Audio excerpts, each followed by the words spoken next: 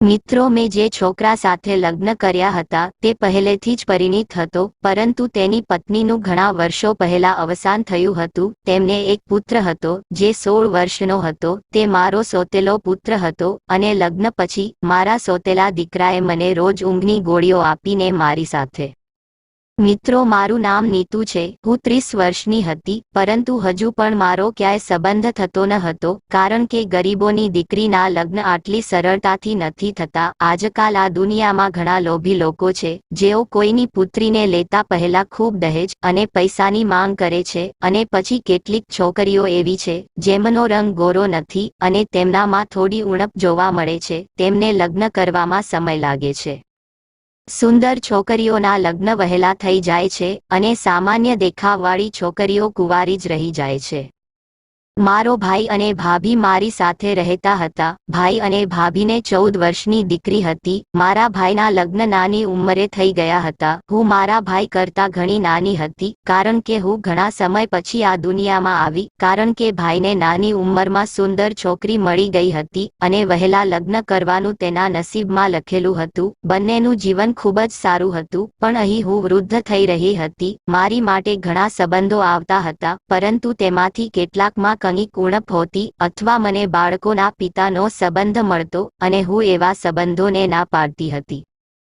પણ આજે અમારા પડોશમાં રહેતી સુશીલા આંટી મારા માટે સંબંધ લઈને આવી હતી. જ્યારે તે ઘરે આવી ત્યારે તે ખૂબ જ ખુશ દેખાતી હતી. મેં તેને પીવા માટે પાણી આપ્યું અને તે મારી ભાભી પાસે બેઠી. મને જોઈને કહ્યું, તું પણ મારી નજીક બેસ, હું તારા માટે ખૂબ જ સારો સંબંધ લઈને આવી છું. છોકરો બહુ સરસ છે, તે સારી કંપનીમાં નોકરી કરે છે અને તેને ભાભીને કહ્યું કે છોકરાના પરિવારમાં પણ કોઈ નથી, તેની પાસે ભગવાને આપેલું બધું જ છે, તેને ફક્ત અમારી નીતુ જોઈએ છે. મારા સંબંધ વિશે સાંભળીને મને આનંદ થયો. ભાભી કહેવા લાગ્યા કે તમે છોકરાઓને નીતુનો ફોટો દેખાડ્યો. સુશીલા આંટીએ કહ્યું, મેં તમને કહ્યું ને કે છોકરાના પરિવારમાં કોઈ નથી. મેં છોકરાને સીધો જ નીતુનો ફોટો બતાવ્યો. એટલું જ નહીં, નીતુને ફોટો જોતાની સાથે જ તેને નીતુને પસંદ કરી લીધી. ભાભી તેની વાતથી ખુશ થઈ ગયા અને કહેવા લાગ્યા, ઓહ વાહ સુશીલા આંટી, ઝડપી અને સારો સંબંધ લઈને આવ્યા છો. અમને પણ છોકરાનો ફોટો જોઈએ છે અને મને તેના ઘર વિશે જણાવો. સુશીલા કાકી કહેવા લાગ્યા, ઘર બહારનું શું કહેવું, તેની પાસે મોટું ઘર છે અને સારી કમાણી કરે છે. એક મોટી કાર પણ છે. ઘરમાં દરેક પ્રકારની સુવિધા ઉપલબ્ધ છે. અમારી નીતુ ત્યાં રાજ કરશે. ભાભીએ કહ્યું, ચાલ, સારી વાત છે. તેણે ઝડપથી મને છોકરાનો ફોટો બતાવ્યો. છોકરાનો ફોટો જોઈને હું શરમાઈ રહી હતી, પણ મેં જોયું કે છોકરો ખૂબ જ સુંદર હતો, પરંતુ તેની ઉંમર તેના ચહેરા પર સ્પષ્ટ દેખાતી હતી. ભાભી કહેવા લાગ્યા, સુશીલા આંટી, રાત્રે નીતુનો ભાઈ ઘરે આવશે ત્યારે હું તેની સાથે વાત કરીશ અને તમને જવાબ આપીશ. સુશીલા આંટીએ કહેવાનું શરૂ કર્યું, પણ તેમાં એક ખામી છે જે હું તમને કહેવાનું ભૂલી ગઈ. ભાભી કહેવા લાગી, હા તો કહો. પછી તેણે કહ્યું કે છોકરાના ઘરમાં બધું બરાબર છે, પરંતુ હું તમને કહેવાનું ભૂલી ગઈ કે તે પરિણીત છે અને તેને 16 વર્ષનો પુત્ર છે. સુશીલા આંટીની વાત સાંભળીને હું સ્તબ્ધ થઈ ગઈ. મેં કહ્યું, ત્યારે તે છોકરો ક્યાંથી થયો?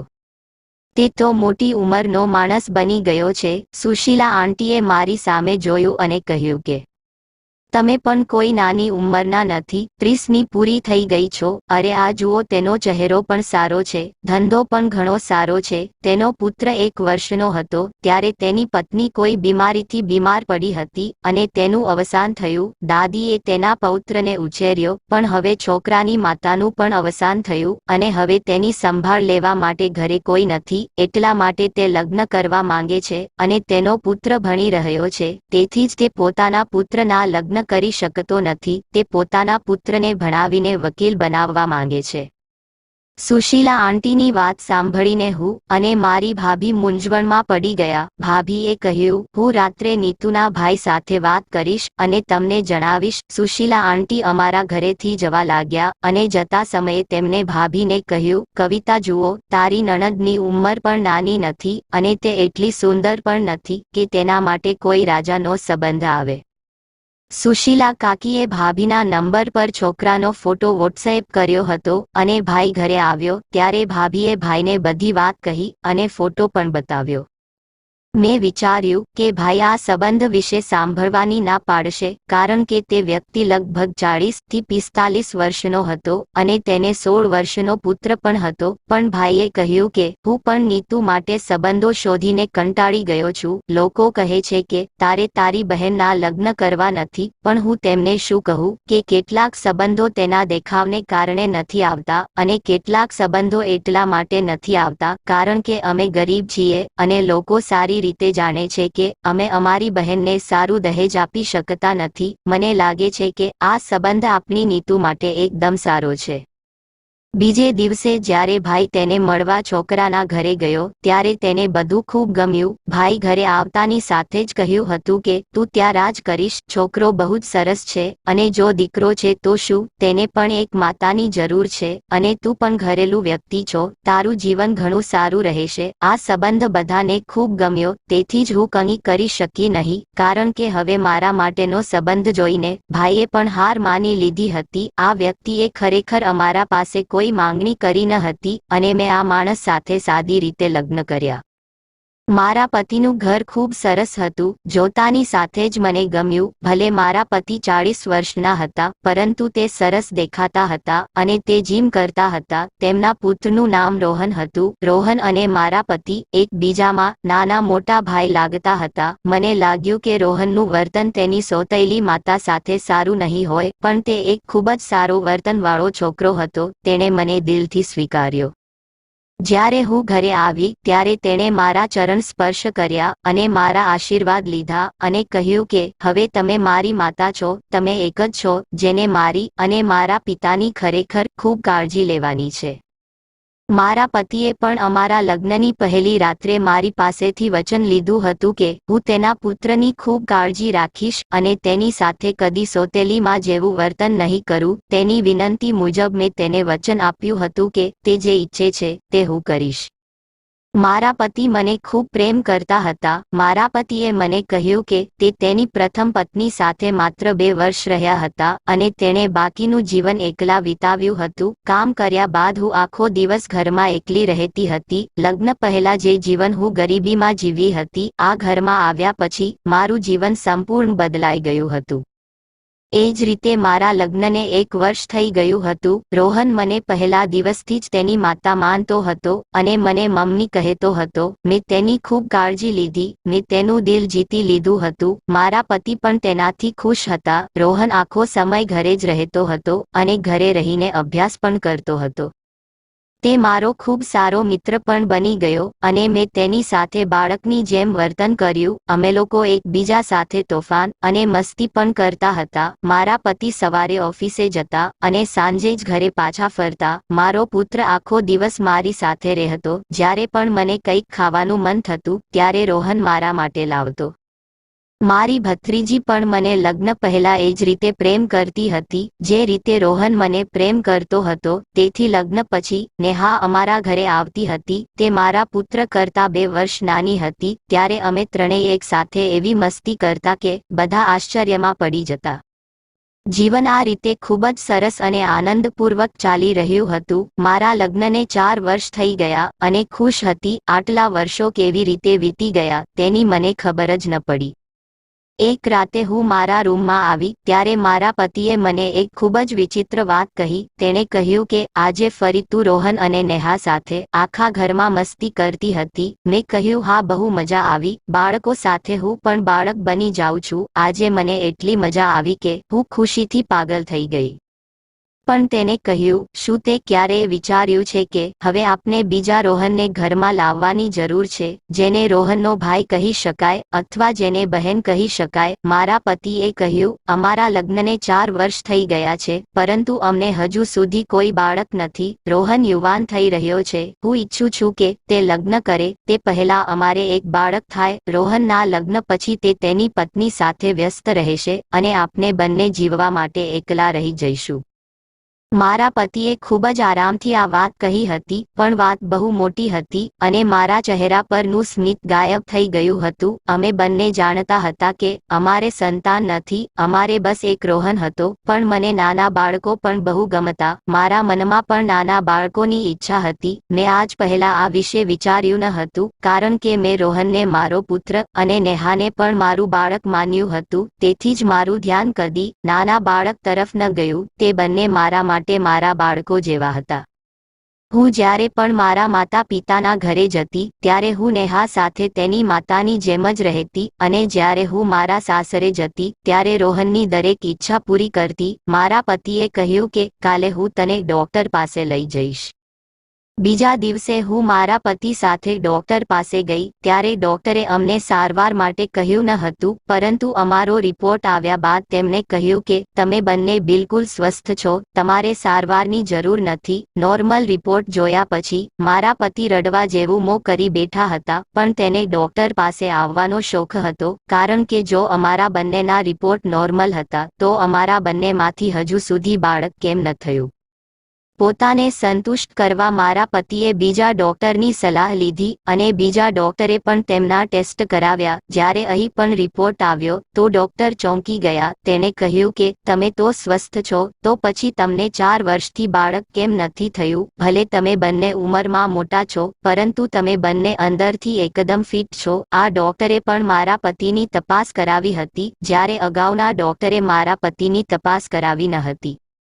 ડોક્ટરે કહ્યું કે ભગવાન તરફથી આટલો વિલંબ મેં પહેલીવાર જોયો છે, પણ હું તમારો કેસ સમજી શકતી નથી. કદાચ તમે બંને નબળા છો, પણ મને નબળાઈ નથી લાગતી. તમારા રિપોર્ટ પરથી એ સ્પષ્ટ નથી થતું કે તમે નબળા છો. જ્યારે હું ઘરે આવી ત્યારે મારા પતિનું વર્તન ખૂબ સારું હતું, કારણ કે કદાચ તેમની શંકા દૂર થઈ ગઈ હતી. અમે ઘરે આવ્યા ત્યારે રોહને મને પૂછ્યું કે શું થયું માં, ક્યાં ગયા હતા? મેં કહ્યું અમે બંને રૂટીન ચેકઅપ માટે ગયા હતા.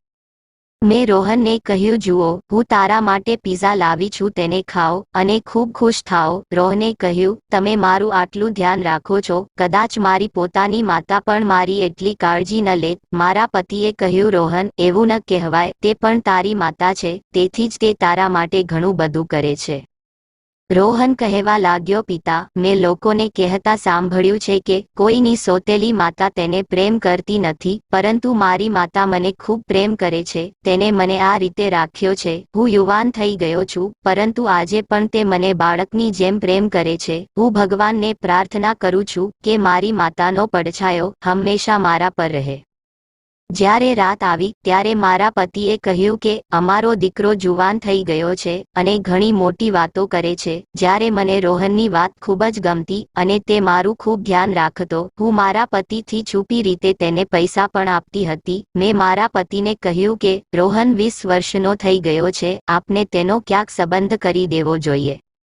મારા પતિએ કહ્યું તારું મગજ તો બરાબર છે ને, અત્યારે તે અભ્યાસ કરી રહ્યો છે. હું તેનું ધ્યાન અભ્યાસ પરથી હટાવવા માંગતો નથી. મેં કહ્યું તમે પોતે જ કહ્યું હતું કે તમારા પરિવારમાં નાની ઉંમરમાં લગ્ન થાય છે. તો મારા પતિ કહેવા લાગ્યા હવે જમાનો બદલાઈ ગયો છે. મેં કહ્યું હું પણ એ જ કહું છું, હવે જમાનો બદલાઈ ગયો છે. આજકાલ યુવાન છોકરા છોકરીઓ ખૂબ જ બગડેલા બની રહ્યા છે. જો આપણે રોહનના સંબંધને કરી દઈએ તો તેનું મન પણ એક તરફ રહેશે અને તે બીજી છોકરીઓ વિશે વિચારશે નહીં. મારા પતિ કહ્યું કે તું સાચી છો, પરંતુ તેના માટે કોઈ છોકરી પણ હોવી જોઈએ. મેં કહ્યું મારી આંખમાં એક છોકરી છે, જો તમે સંમત થશો તો હું વાત કરીશ. તે આંખો બંધ કરીને તેની દીકરીને આપી દેશે. મેં કહ્યું આમાં શું મોટી વાત છે, અમારો રોહન ભણેલો છે અને થોડા સમય પછી તે વકીલ પણ બનશે અને તેનો દેખાવ પણ સારો છે. મારા પતિએ પૂછ્યું કે કઈ છોકરી? તો મેં મારી ભત્રીજી નેહાનું નામ લીધું, પરંતુ મારા પતિને આ વાત ગમી નહીં. તેને કહ્યું કે સંબંધોની કસોટી થતી નથી, નહીંતર સંબંધો તૂટી જાય છે. અત્યારે તે તારી ભત્રીજી છે, આવતીકાલે તે તારી વહુ બનશે અને જો કંઈક થશે કે કંઈક થઈ જશે તો તારા બંનેના સંબંધો પણ બગડી જશે. મેં કહ્યું આ રીતે સંબંધ બગડશે નહીં, પણ મજબૂત બનશે. મારા પતિએ કહ્યું પછી એમ કરો, તમે તમારા ભાઈ અને ભાભી સાથે વાત કરો અને જુઓ શું થાય છે. હું ખુશીથી નેહાને મારી વહુ તરીકે લાવવા માંગતી હતી અને હું જાણતી હતી કે રોહન ક્યારેય મારી વાત નહીં ટાળે અને નેહા પણ નહીં, અને હું મારા ભાઈ અને ભાભીને ચોક્કસ મનાવી લઈશ. અત્યારે નેહા પણ ભણી રહી છે. આ બંનેના લગ્નમાં લગભગ 6 વર્ષ લાગી જશે, પણ રિલેશનશિપમાં આવ્યા પછી છોકરા છોકરી બંનેનું ધ્યાન બીજી તરફ નહીં જાય. મામલો સાવ સાદો હતો, પરંતુ જ્યારે મેં મારી ભાભીને આ વિશે વાત કરી તો તેણે કહ્યું કે આ તો તેનું દુર્ભાગ્ય છે. મેં કહ્યું તમે આવું કેમ બોલો છો? તો તેણે કહ્યું કે ગઈકાલે જ મેં તેને ફોન પર કોઈ છોકરા સાથે વાત કરતા જોઈ હતી. તે કહે છે કે તે તેની સાથે જ લગ્ન કરશે અને છોકરાઓ પણ આ સંબંધ કરી નાખવા માંગે છે. તેમનો અભ્યાસ પૂરો થશે ત્યારે બંનેના લગ્ન થશે. મેં કહ્યું કે આટલી મોટી વાત થઈ છે અને તમે લોકોએ મને કહ્યું પણ નહીં. તો તેણે કહ્યું કે રાત્રે જ મેં તેને આ છોકરા સાથે વાત કરતા જોઈ હતી. હું તમને ફોન કરીને કહેવાની હતી અને તમે જાતે જ અહીં આવી ગયા છો. રાત્રિ ભોજન કર્યા પછી છોકરાઓના ઘરેથી જવાબ આવ્યો કે તેઓ નેહા પસંદ કરે છે. આ રીતે નેહાનો સંબંધ તેની પસંદના છોકરા સાથે ફિક્સ થઈ ગયો. હું આ સંબંધથી ખૂબ જ ઉદાસ હતી. ટેન્શનને કારણે મેં બરાબર ખાધું પણ નહોતું. રોહન અને મારા પતિ પણ મને લેવા મારા ભાઈના ઘરે આવ્યા હતા.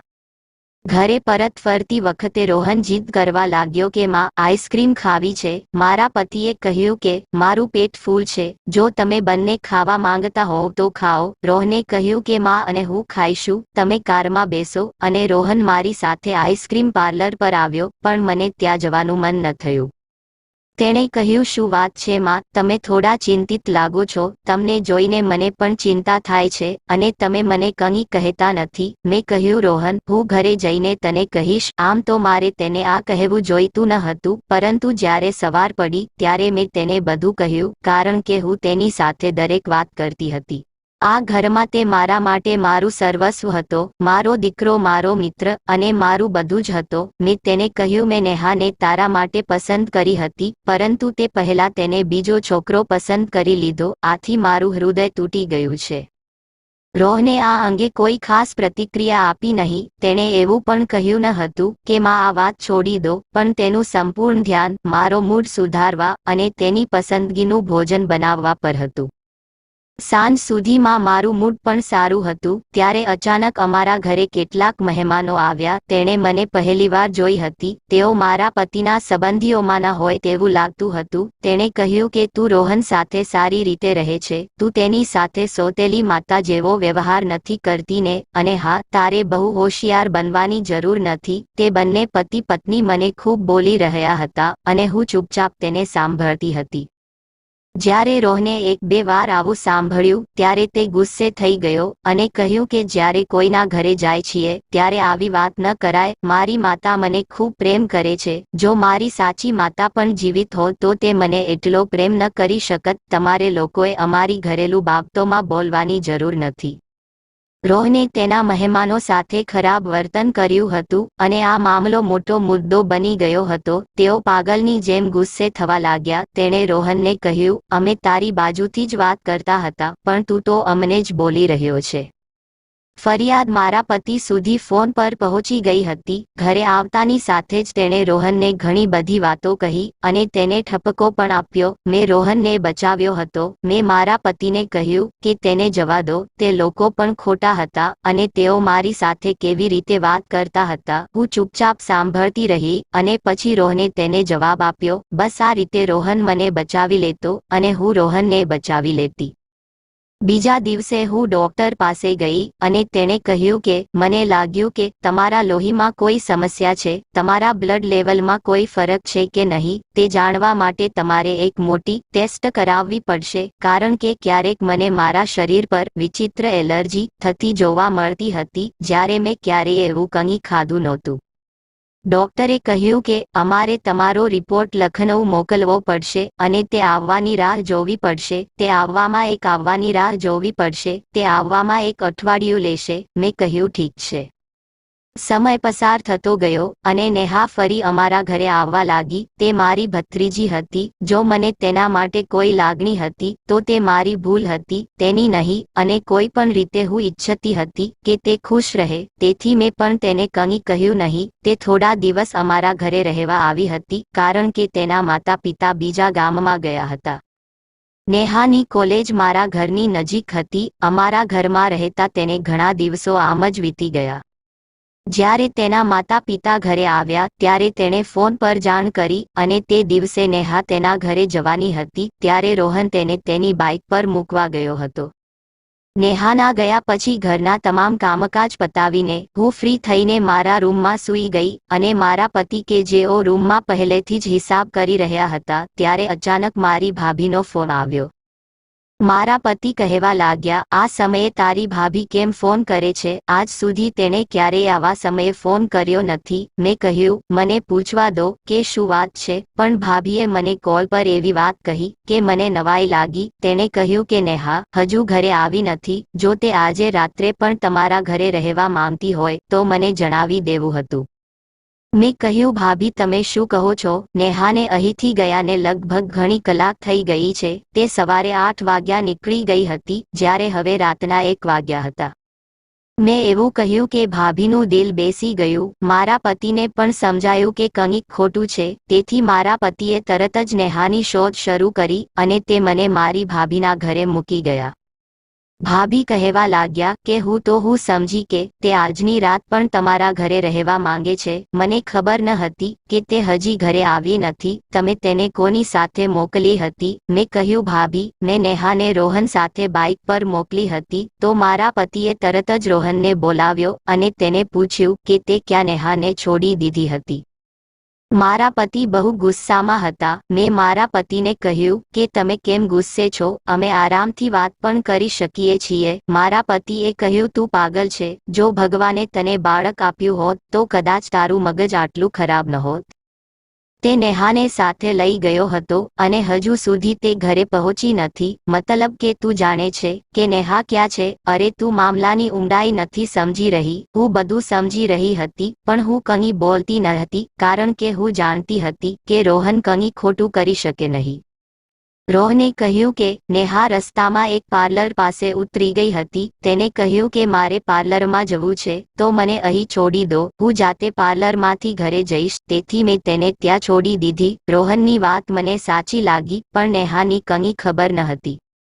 લગભગ સવાર થઈ ગઈ હતી જ્યારે તે પોતે ક્યાંયથી આવી અને તેણે આવીને એવું સત્ય કહ્યું કે અમે બધા સાંભળીને હેરાન થઈ ગયા.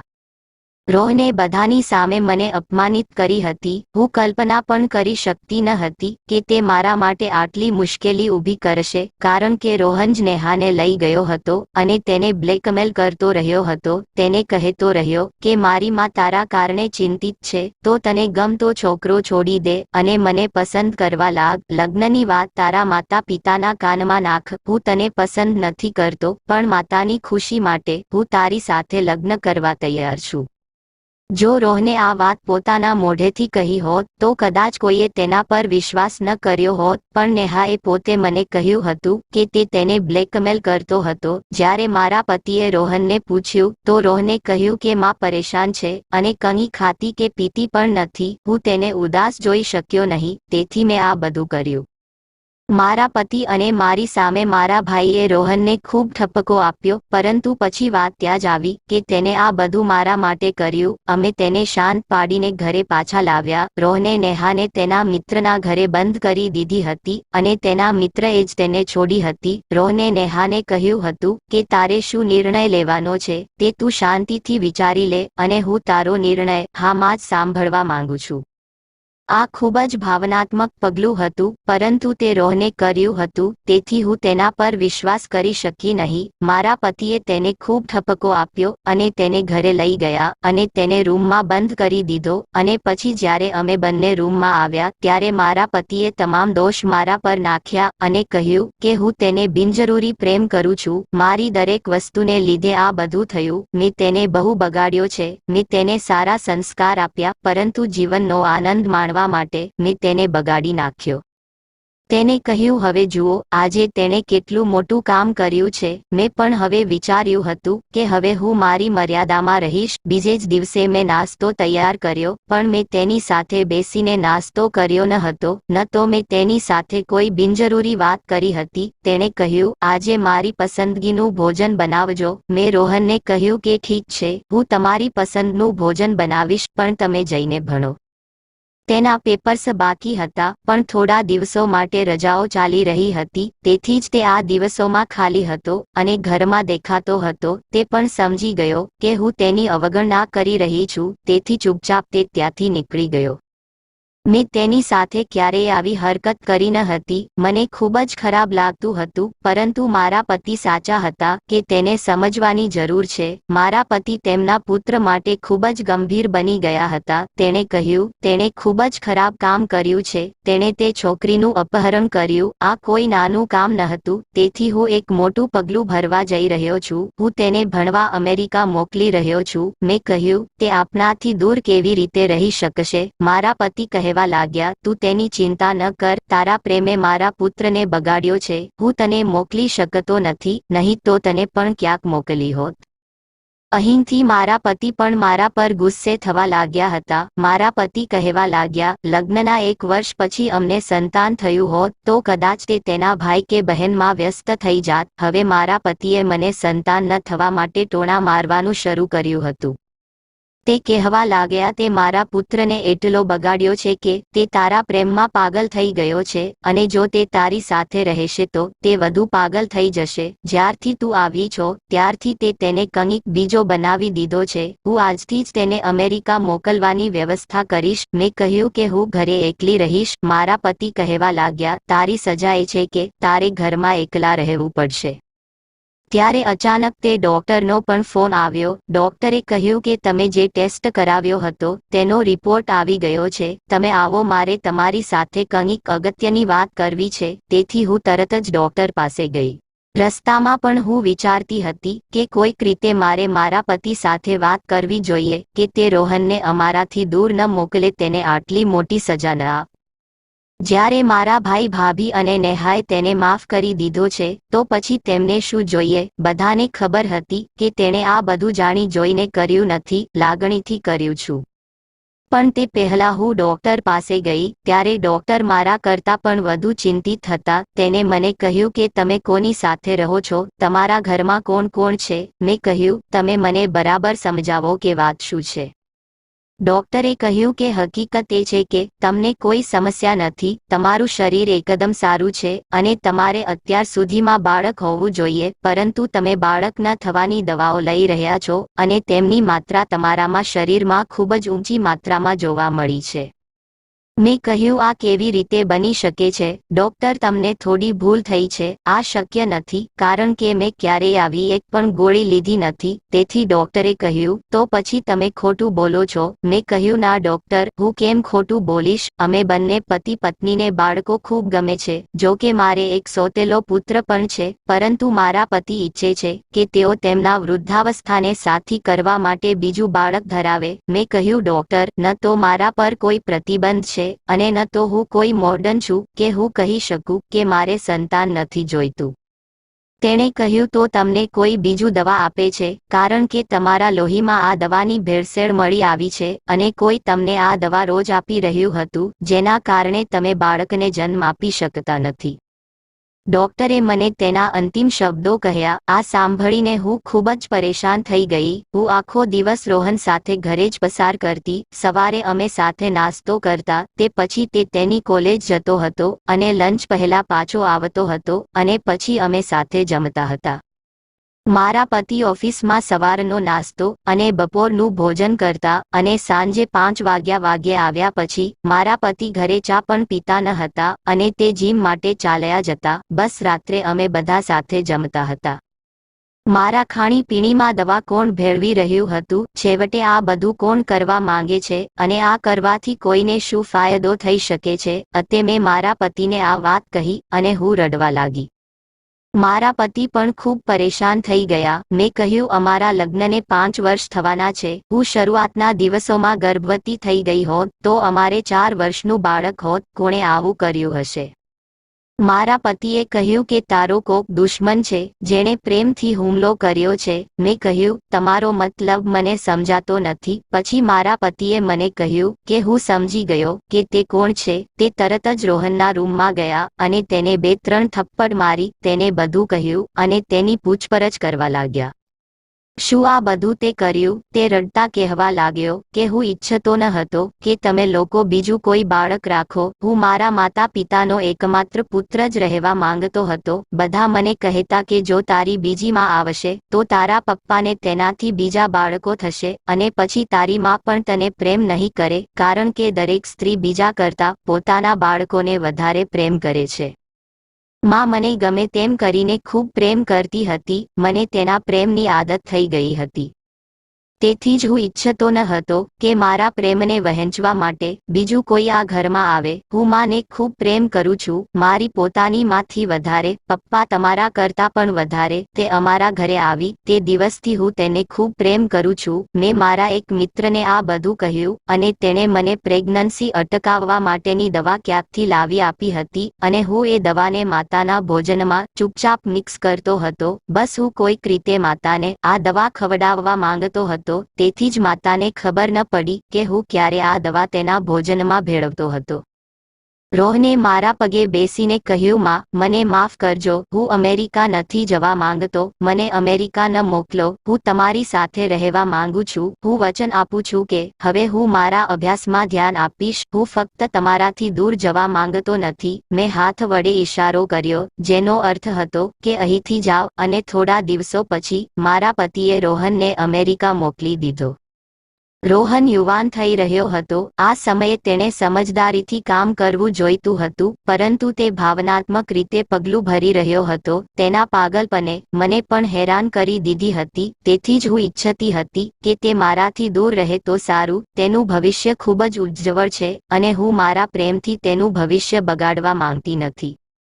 આજે આ ઘટનાને 1 વર્ષ થઈ ગયું છે. શરૂઆતમાં તે વારંવાર ફોન કરવાનો પ્રયાસ કરતો હતો, પણ મેં તેની સાથે વાત ન કરી. તેણે મારા જીવનને ખૂબ નુકસાન પહોંચાડ્યું હતું.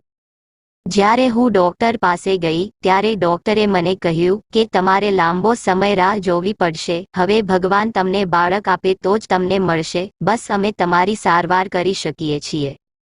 મારાથી દૂર ગયા પછી રોહન તેના અભ્યાસમાં ધ્યાન આપી રહ્યો છે અને ત્યાં અભ્યાસ કરી રહ્યો છે. પણ આ બધું થયું એને ઘણો સમય વીતી ગયો. હવે હું અને મારા પતિ પણ હૃદયથી ઈચ્છતા નથી કે અમને બાળક થાય, કારણ કે રોહનની વાતે અમારા દિલને ઘણું દુઃખ પહોંચાડ્યું હતું.